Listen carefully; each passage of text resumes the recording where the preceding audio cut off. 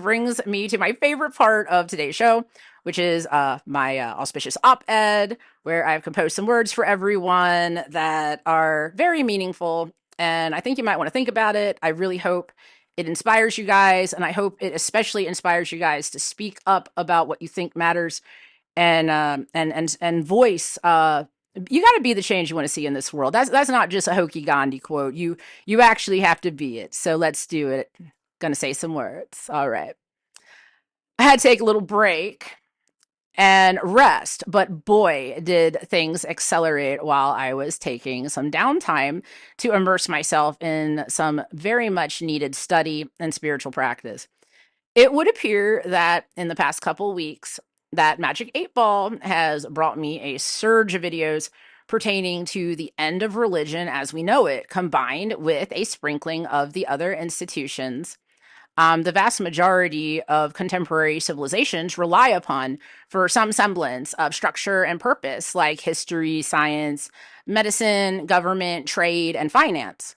I know it may seem a touch too soon, possibly misunderstood as a twinge insensitive when I say this, but I couldn't be more excited at the opportunity to restart civilization on the new earth with a much wiser and refined notion of what it means to be a part of a society.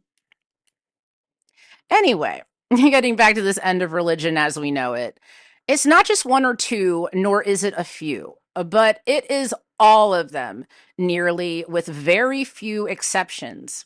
Why is this, you ask?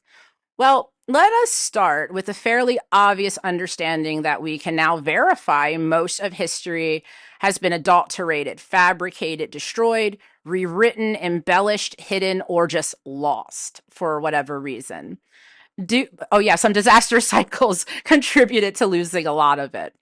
So, due to this phenomenon alone, it has taken an immense amount of data, processing, networking in our current technological age, this information age, mind you, to uncover and piece together what the powers that be have distorted and manipulated to attempt controlling us. My biggest discoveries this week have fully verified with writing and artifacts cross-culturally the evolution of specific ancient pagan space gods like Yahweh, also known as Yahweh, and Allah, even, are not monotheistic in any way. And they are actually monish choices of a preferred god in a pagan pantheon demanding pagan tribute, also known as sacrifices and burnt offerings. It has become painful to watch some of these self identifying monotheists shame and condemn pagans when they themselves are pagan and engaging in pagan behaviors to this very day. What can I say? These types have warned about throwing stones at glass houses, but it is hard to tell whether power drunk zealots will see their own ass. It is just like the emperor's new clothes, except this involves forgeries of holy books and so very much more.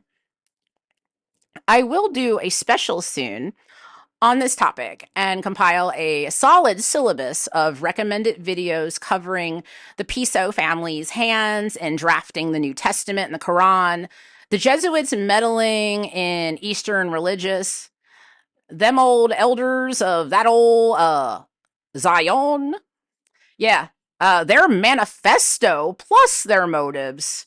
I've got it for you. I'm going to compile it. I'm going to do a special. The truth is going to get out there. Watch. So, literally, no modern organized religion was spared by certain select groups of powerful people, tainting holy books, doctrine, or practices to assume control of the entire world. Like, they did it. And everyone, well, not everyone, or I wouldn't be telling this to you, the vast majority fell for it. And when you try to show them, they want to stick with it. So prophecies are popping off everywhere these days. The tricky part now is that some are legit and others are man-made psyops, literally. Some of these prophecies are real and recorded across many religions and are literally right on time, and others are psyops to manipulate and dupe people and take advantage of the whole situation. It is my pain and pleasure to tell you with full certainty that religion as we know it is done. Once everyone who is involved in organized religion has all the information used to manipulate and prey on their psyches, that whole mess is over. They overplayed their hand and now they blew it. It hurts because I know the sting of betrayal. I am no stranger to getting burnt.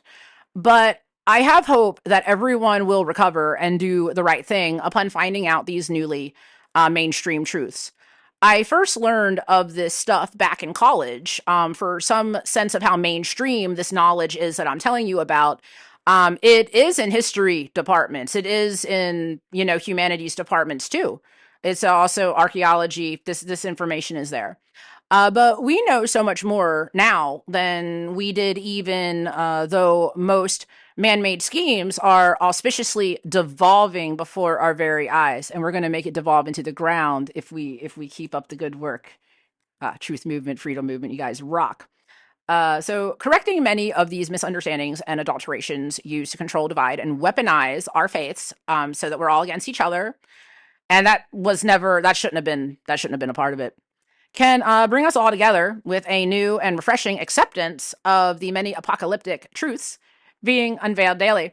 And that brings us to the end of today's show.